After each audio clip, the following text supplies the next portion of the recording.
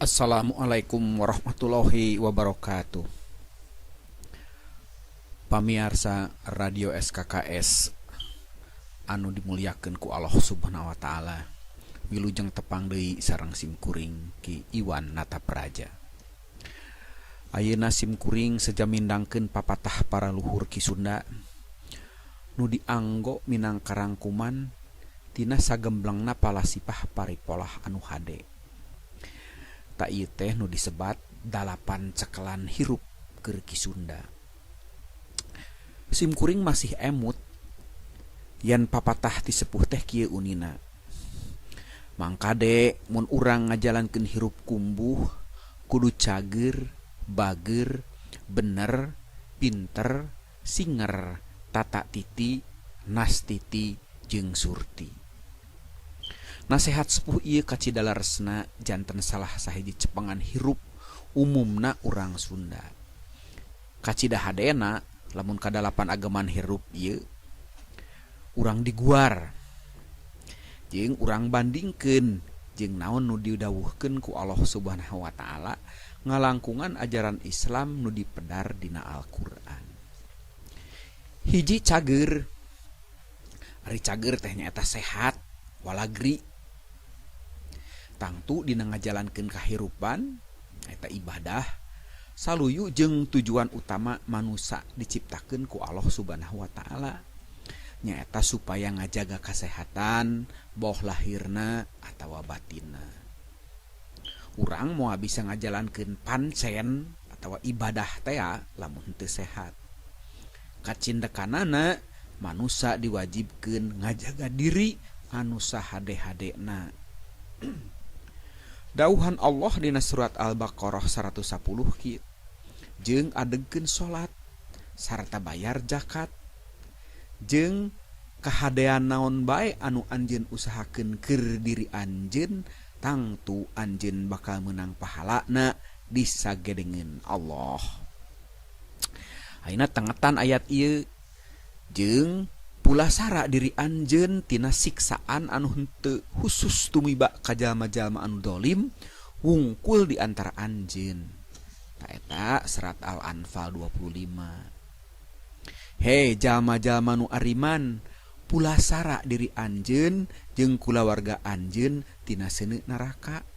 Kitu dina surat At-Tahrim ayat 6. Jadi ngajaga kesehatan oge nyaeta ngajaga kadaharan jeung inuman anu hade nu halal jeung ulah kaleulewihi. Dawuhan Allah dina surat Al-Maidah ayat 88 kieu unina jeung geura dalahar kadaharan anu halal tur hade tina naon anu ku Allah direjekin ka anjeun. Disambung ku Al-A'raf 31 dahar jeung nginum jeung ulah kaleulewihi satemenna Allah henteu mikaresep ka jalma-jalma nu kaleulewihi. Kitu deui ngajaga diri jeung cukup reureuh ngagunakeun waktu saluyu jeung sunatullah. Nyaeta lamun beurang keur usaha ari peuting keur reureuh.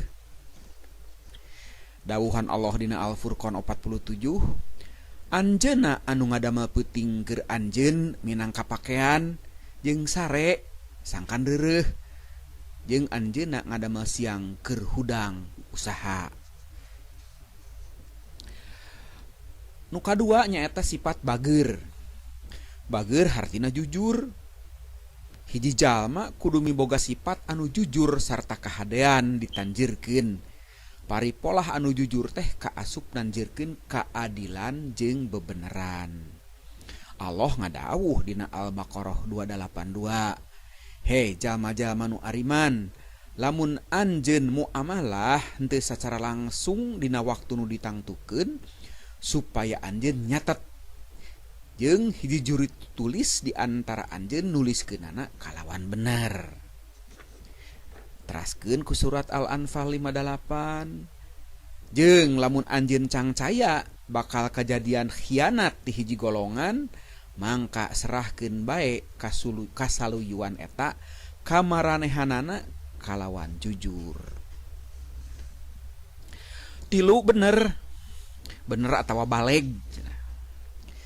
bebenerannya eta modal utama kerja di manusia anu hade.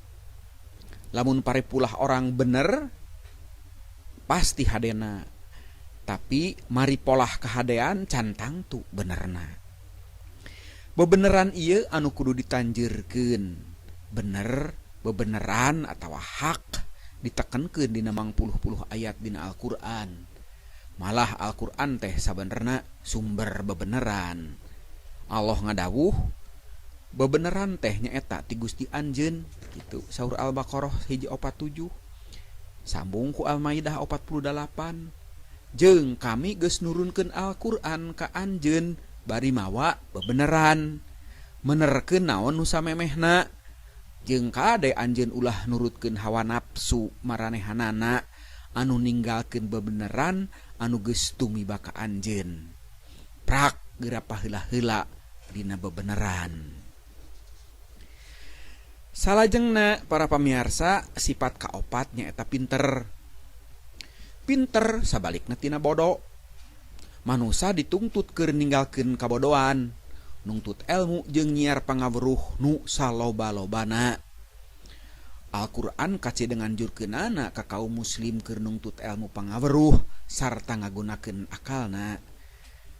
Kecap mikir jeung ngakal kaci dalobana diebrehkeun dina ayat-ayat Al-Qur'an. Dawuhan Allah dina surat Al-Imran ayat 180. Satemenna dina midam langit jeung bumi jeung silih gunta-gantina peuting jeung berang aya ciciren keur jalma-jalma anu mikir. Ari Mujadilah ayat 8 unikna kieu. Pasti Allah bakal ngangkat derajat jalma-jalma nu ariman di antara anjeun jeung jalma-jalma nu dibere ilmu pangawruh sababaraha darajah. Sabenerna hiji kakaliruan lamun aya kaum agamis anu ngewa kana ilmu. Nyata ilmu pangawruh. Lain ngan wungkul kangewa eta sarua jeung nyegah manusa keur ngagunakeun akalna.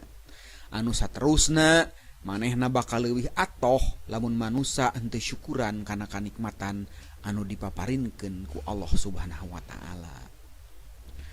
Anu geus ngabedakeun manusia leuwih mulia tibatan sato, tapi kangewa eta jadi ciciren kumaha kaum agamis henteu syukuran kana hasil tina ilmu pangawruh.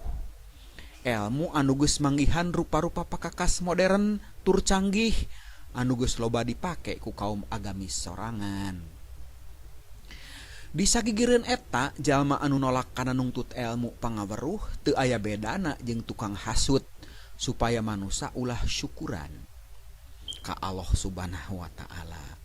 Sabab lamun manusia henteu nganggap kana paparinan Allah Subhanahu wa taala anu disebut akal anu kacida mahal hargana sarua bae jeung ngahina ka Allah Subhanahu wa taala. Manusia teu kudu cangcaya yen ilmu pangawruh bakal ngurangan ajan agama. Malahan bisa ngaruksak. Masalah ieu geus katohyan dina guaran di hareup anu mangrupakeun hiji kamustahilan. Sabenerna ilmu pangawruh jeung kamajuan di dunia ieu lain jadi ciri yen manusia teh beuki ngarti, tapi beuki jentre kabodohanana. Lamun para teknokrat kulon atau di barat mindeng nyiar pangawruh ngeunaan ilmu gaib jeung zat-zat lemes ti bangsa India, ilmu anu teu gampang ditiru kusing saha bae lamun tacan nalungtikna. Hal ieu ngandung harti yen manehna henteu wani nganggap enteng ka bangsa timur. Ku urang wajib diaku yen bangsa urang geus katinggalin jauh ku bangsa barat dina hal teknologi. Tapi ieu lain jadi bukti yen jalma timur kuno miboga ilmu anu leuwih handap ti kamajuan barat zaman ayeuna. Kumaha bae oge henteu bisa dibantah yen bangsa timur ngabogaan rarasaan jeung ajen anu urang sorangan henteu ngarti, nyaeta rarasaan henteu sugema lamun mopohokeun zat anu maha kawasa nu dipekaharti ku urang. Mangga urang sambung ka payuna dina bagian kadua.